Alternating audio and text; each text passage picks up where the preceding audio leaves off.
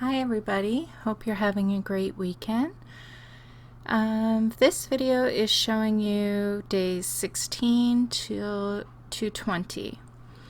So for this one I am using two Crafters Workshop stencils. One is called Skylight and the other is called Script Dots. And I use their light and fluffy modeling paste through the stencils. So once the modeling paste dried, I took Jane Davenport's watercolor paints and I used the colors Jiminy and Mermaid, and then from this set right here I combined a little Spice and Sand and Unicorn. And when I did this, like once I added the paint that I wanted to paint, I didn't know what else to do with it. Like, I really liked it just as it was, and I didn't want to add anything else, so I left it as is. Plain and simple, like so easy to do, but it turns out so beautiful with very little effort. It's one of my favorite techniques to do. Okay, this one, day 17, I actually just posted on Instagram because I forgot to post it. It's been done for more than a week. I just forgot to post it. So this was, I think it was a piece of paper that I smushed on another background or something. I can't really recall. I think that's either watercolor paint in the background or a mixture of watercolor and watered down acrylic paint. But anyway, I'm using inky paper towel again. I'm finding it harder to throw out the paper towels because there's all these beautiful colors on it. So I tore some apart and applied it with Crafters Workshop gel medium. And now I'm taking a stamp set from Gabrielle Polacca. I'm not sure how you pronounce her last name. It's called Going in Circles, and it's from 49 Market. Now this stamp is from Birgit Koopsen, and it is called Scribbled Leaves and Textured Circles. So I'm going to take some of the circles and I am stamping it on, this is tracing paper. It's just it's a cheap brand of tracing paper that I bought at Michael's. It's like, I think like $6 or something maybe for the whole book of it. So I wasn't sure if I was going to use all different patterns or the same patterns, so I just stamped them all out and decided after the fact. And I originally stamped them with navy, and then I thought maybe I wanted to use a color that was closer to the background. But then I ended up going back to the original plan, which was using the navy. And this was another easy background. I love it when they're easy and they just come together all on their own. So much nicer and less frustrating that way.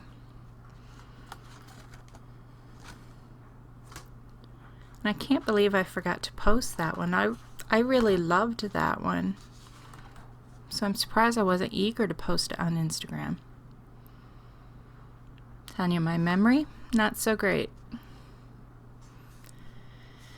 Okay, so for this one I am using Dina Wakley collage papers, which I knew I had, but I could not find. And so I finally found them. And not only did I find one pack, but I found that I have 3 packs. Not the same kind, but 3 different Dina Wakley packs. So I grabbed a circle background, of course, because, you know, everything circles. And I'm adhering it again with Crafters Workshop gel medium. I have been using this stuff a lot the last few weeks. I'm going to be out. So before I glued down the collage paper, I painted the background red because I haven't worked with the collage paper and I didn't want it to look white, so I didn't know if I painted the background red if it would look red through it, but not enough. So I added more red paint on top and some yellow as well. And I'm using some images from Crow About Studio. If you want to look them up online, you actually look up Mischief Circus. And then, I don't know why I was called Crow About Studio B, but it is, I don't know if that's just one of the designers, but that does come up as well. But to get the website is Mischief Circus.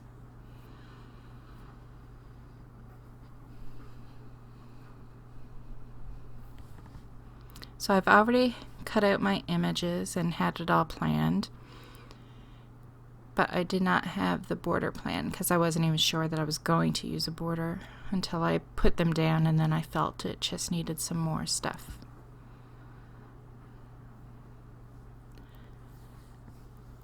And because the background is more bold and the circles are more bold, I won't be doing lettering on top. Instead, I will take words that are also from Mischief Circus and just glue those on.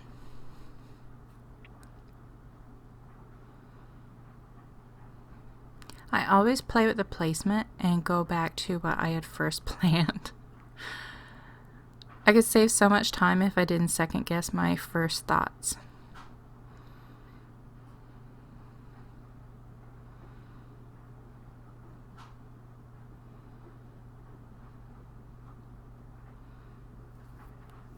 So again, just using the Crafters Workshop gel medium to glue everything down. I find this the easiest way to do the collage pieces. And I'm going over certain areas, just tracing it out with a Posca paint pen.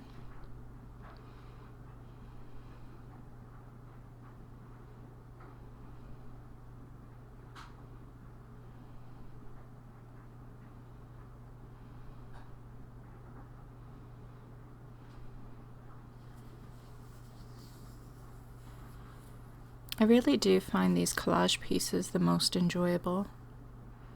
I think it's because they're so quirky that, I don't know, it feels more freeing. Because there's nothing perfect about it. Not that my artwork is perfect, but just I think with it being so quirky, it just takes pressure off because it's supposed to look goofy.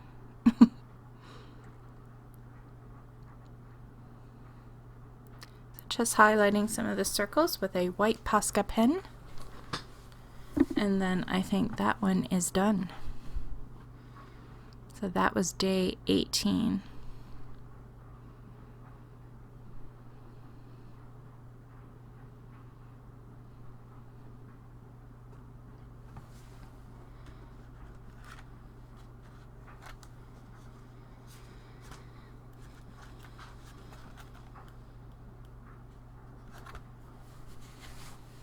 Now for day 19, I took some leftover papers that were lying around. There was some leftover Dina Wakley collage paper and some Art by Marlene collage paper. And I also took some paper towel. Keep wanting to say tissue paper, but it's paper towel. And I just went over the whole background and covered it up with paper. And again, I am using Crafters Workshop gel medium. And this little rubber spatula, this is just like a kitchen one, and I bought it at the dollar store, and I love it for doing what I'm doing here. It is great. And it's so easy. Like once I just leave the gel medium on the spatula and wait for it to dry, and then I just peel it off. Great cleanup. Oh, and I also took some leftover stamp pieces from Birgit's Scribble Leaves and Textured Circles.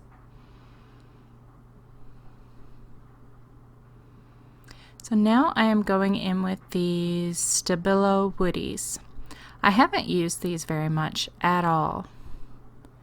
So I am just applying them and then going in with a wet paintbrush.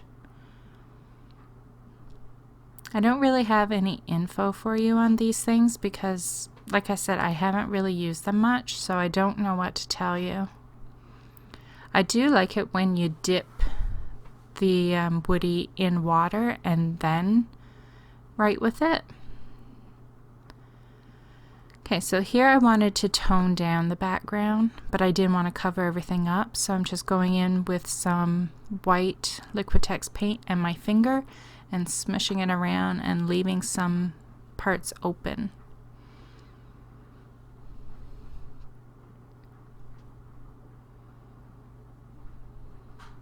And this is a Stabilo All pencil. And now these are, oh yeah, Faber, what are they called? Faber Castell. And they are pit pens. So again, I'm trying to emphasize the circles a little bit. So I'm going in with a dark blue on the very edge and then a lighter blue on the outside of it, and just trying to create a little bit of shadow and definition to the circles. And then I'm also just with the yellow coloring in some of the background.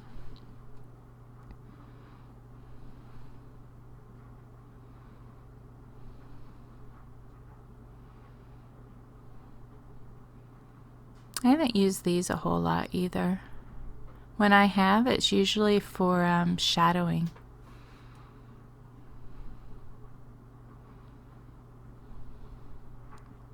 But they are great.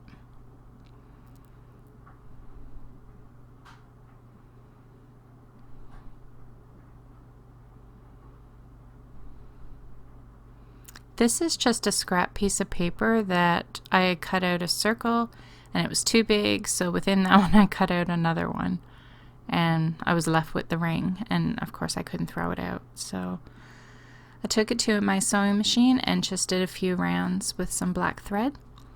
And here I am taking a Tim Holtz stencil, and I believe it is called Numerous, and I'm going in with some black Liquitex paint with it's just a makeup wedge. And when the top of it is dry, I'll cut it off, and then, so I mean, you get a lot of use out of those makeup wedges, and they're pretty big and so cheap. I mean, you get a huge pack for like $1, or maybe it's $1.50 now. Who knows? Prices aren't exactly just $1 at the dollar store anymore. And these are just, it's dried paint that sometimes when you open up your paint tube and you have that little bit of paint around the opening, and I pull it off and didn't throw them out. So I have a little tiny cup there full of them. And this is the first time, actually second time I've actually ever used them. The first time was on a tin I made for artist trading coins. It was a Art Foamies tutorial, and there is a YouTube video, sorry, for it. So now I'm just highlighting the numbers with a white gel pen, and then that is it for this one. I find adding these little white marks do so much. I don't know, I just like it. It makes the numbers stand out just a little bit more.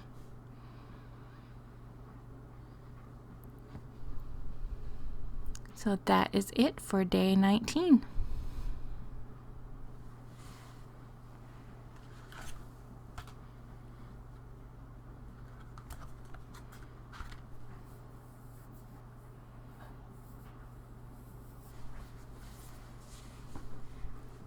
Now for day 20, I knew what I wanted the overall look to be, But the mechanics of it, I had it planned one way, and it just was not working. Like, I wanted to do, you know how you can get birthday cards and it has that circle that you turn and you can adjust it to the age that's appropriate for the person that you're giving the card to? I wanted to do it that style, but my paper, in order to get many quotes on the circle, my card needed to be bigger. And I mean, that was already the size chosen for my cards were already a done deal. I wasn't changing that. And I couldn't get the circle big enough for it to work with what I wanted to do. So I had to scrap that idea and use a different way. And so I just ended up with a piece of paper that you pull up, which you will see. So where I didn't use the circle for the mechanics of it, I had to use circles on this piece in a different way. So that is why I chose this background paper. And this is also from Mischief Circus. Not only do they have pieces, but they have background papers as well. And you still have to print them out and everything. But, I mean, you buy, just like their images, you buy it once and you can use it however many times you want. I usually just go to Staples and print out a few pages. I haven't gone in a while because I have more than I need right now.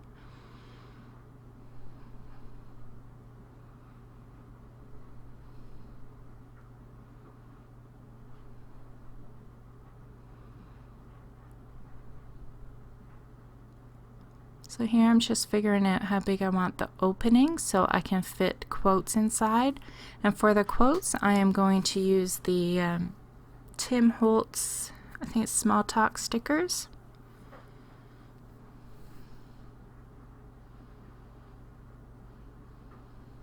Just making a bigger thought balloon. And this is the strip of paper that the quotes will go on.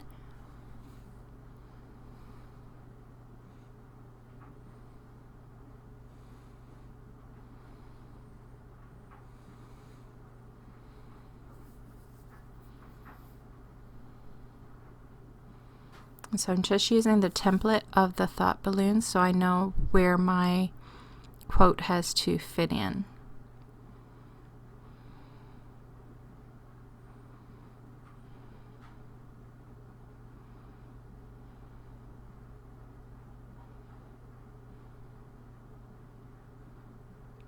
I like that one. A penny for your thoughts seems a little pricey.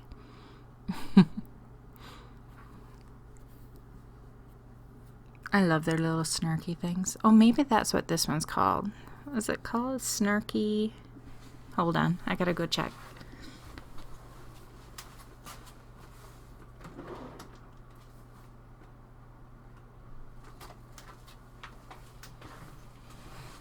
That's just it. It's just called snarky. Small Talk stickers, and then off to the right it says snarky. So that was a long time. I made it that whole time throughout this voiceover up to this point with no interruptions. So that's not too bad. I'm almost done the video. I made it to about 18 minutes before I got interrupted. So I think I was just talking about the stickers being called snarky. I think I said that word a few times. So this is it for this video. It will be day 20. And today's actual date is the 27th. So really there's only 3 days left to the challenge. And I have completed up to day 23, so I am 4 days behind. I have 24 and 25 started. 24 may be pretty much done. 25, I can't even remember what I did. There's a background, and honestly, I can't even remember what I did with the background. I did it last night before I went to bed. I don't know. I see some mint green or blue or something over there. I think I glued down some circles. I think that's what I did. So that takes me to day 25. So that's more like 2 days late. But it's not completed, so yeah, I'm 4 days behind. So I'll be happy when the challenge is over. I enjoyed it, but 30 days is long enough for me. I can't imagine doing the 100-day challenge. Thank God I knew myself well enough to know that I just wouldn't do it. Thank goodness. I can't even think of anything. Like for me to do 100 days, it would have to be really simple because, I mean, you know, you go to work and you have life and, you know, cooking, cleaning, and not that I do a lot of cleaning, but, you know, you don't get a whole lot of art time during the day. So for me doing this challenge, like I haven't had time to do anything else. Like my playtime, it's been all about this challenge. Like I haven't been able to play with my jelly plate unless it's been for the challenge. Oh, I guess I should talk about this right here. So to get the sliding mechanism, I didn't want it to be able to sway back and forth. Plus when I glue my pages together, you know, I need this slidey thing to not be stuck to a page. So I'm making a case to go over it. And so with the paper just flat down, it was too tight for it to slide back and forth. It was easy to pull up, but harder to get back down. So I decided to just fold some edges in, and then it just gives that little bit of room for it to slide back and forth.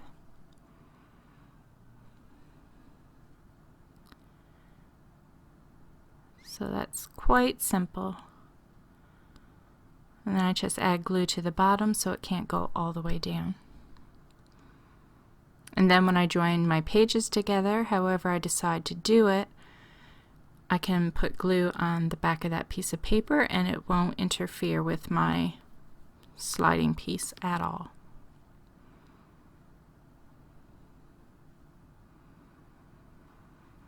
So that is it for this video. I want to thank you guys so much for watching and putting up with my ramblings. My cutting myself off in a sentence to tell you about what I'm doing in the video. So thank you again for watching, and there will be, I guess, 2 more videos for this challenge, and then we'll be back to regular stuff, and hopefully I can get back to some jelly printing videos for you guys. You seem to like those. And I've had requests for foam stamps, so I'm going to get working on that, doing a video to show you how to make your own foam stamps. So thanks for watching again, and don't forget to subscribe if you haven't already, and I will talk to you next time. Bye.